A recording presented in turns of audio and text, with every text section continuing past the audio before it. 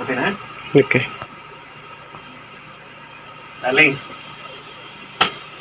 So ఇప్పుడే అయిపోయింది, complete అయ్యింది, తిరిపోయింది సినిమా.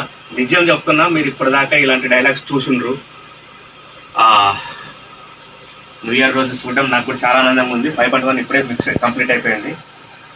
మన సినిమాని చాలా తెలుగు వన్ ఛానల్కి కూడా మన దగ్గర నుంచి కొన్న వాళ్ళు తెలుగు వన్ ఛానల్తో టైఅప్ అయ్యారు. తెలుగు వన్ ఛానల్లోనే రిలీజ్ అయిపోతుంది.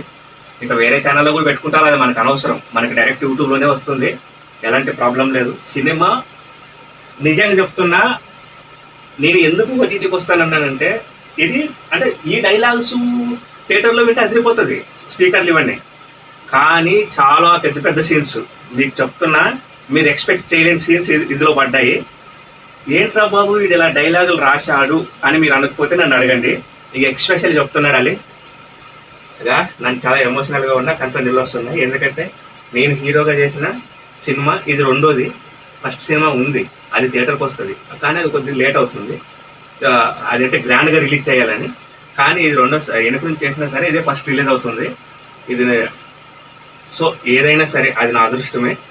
ఆ సినిమా అది ఇంకో లెవెల్, అది వదిలేద్దాం, ఎందుకంటే అది ఇంకా పీక్, అది మాస్ యాక్షన్ మొత్తం. ఇది పూర్తి లవ్ స్టోరీ, దీంట్లో ఫైట్స్ ఉంటాయని ఇవి ఉంటాయని ఎక్స్పెక్టేషన్ పెట్టుకోదండి. సినిమా మొత్తం పీక్ డైలాగ్స్ ఉంటాయి.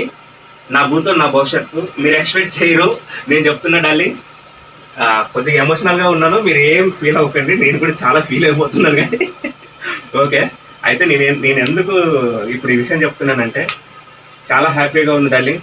January 5 మీ ముందుకు వస్తుంది.